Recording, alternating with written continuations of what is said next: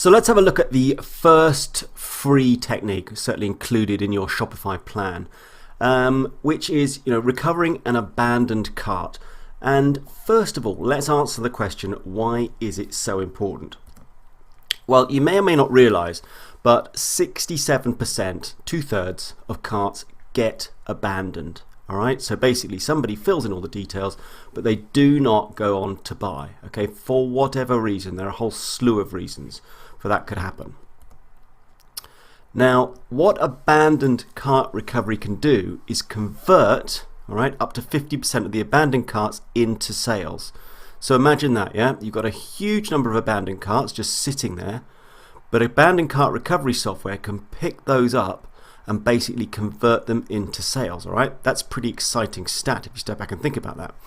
So let me give you an example of that. So let's take an example month where we have $10,000 worth of products that are added to the cart, right, on your store. Now, if we consider that 67% of those are abandoned, that means our final sales will be $3,300, right? So basically, we have lost, if you like, $6,700. Yeah? So if we implement an abandoned cart recovery strategy, and we recover up to 50% of those, we're going to add another $3,350 to the bottom line. Yeah? So I know those are sort of very broad figures, right? But it illustrates the point. And I'm saying up to, these are definitely not figures that you can hang your hat on. All right, these I'm giving these as general figures to make the point. But I hope you realize straight away why it is so important. So let's go and have a look at how we're actually going to do this on Shopify. So in order to illustrate this, I'm going to actually abandon a cart. So let me put this heart-shaped dog pendant into my cart. Click on Add to Cart. And then I'm going to head to the checkout. Now at this point, I'm not going to proceed any further to the payment, so I've effectively abandoned the cart. Now something's important to note is that Shopify will need the email address of somebody to send them, clearly, a reminder email. You'll see exactly how this is going to work in a minute. So if somebody simply just adds something to the cart and then doesn't proceed to give any of their personal details, it will be impossible for them in this instance to send a reminder email. So that's what I've done here, so I can fully illustrate the whole process. So let's head back over to the Shopify admin and see how that's been recorded. So I'm over here on the orders page, and now I'm going to go to abandoned carts.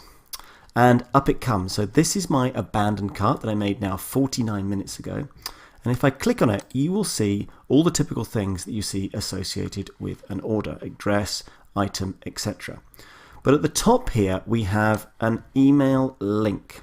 And if I was to email that directly to the customer and they were to click on it, it would take them straight to the checkout where all they have to do is pay. So we're making it as easy as possible for that payment to happen. So in order to do that, all I need to do is click on this Send a Cart Recovery email feature. And here I can change the subject or the custom message, which is entirely up to you. But if you click on Review Email, you will see that Shopify has already prepared a very nice looking email. So you left an item in your cart. Hi, you added an item to your cart and haven't completed your purchase, etc. And all they would have to do is click on this button, Items in your cart, and they would be taken straight to that payment process.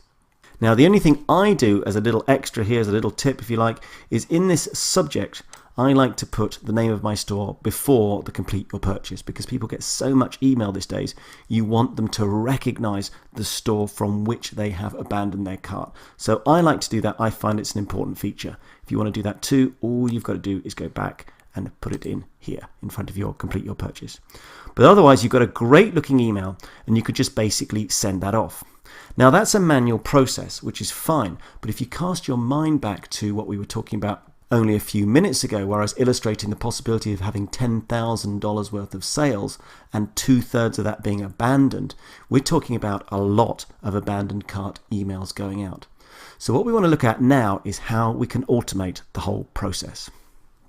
So if we come out of this, we do actually have here, and you may have just noticed, to automate abandoned checkout notifications, adjust your checkout settings. So I could click on that, or I can get to it from the settings as well and just go to checkout. Now here, if we scroll down, we're going to see the abandoned checkout section, okay? And checked off by default is the automatically send abandoned checkout emails.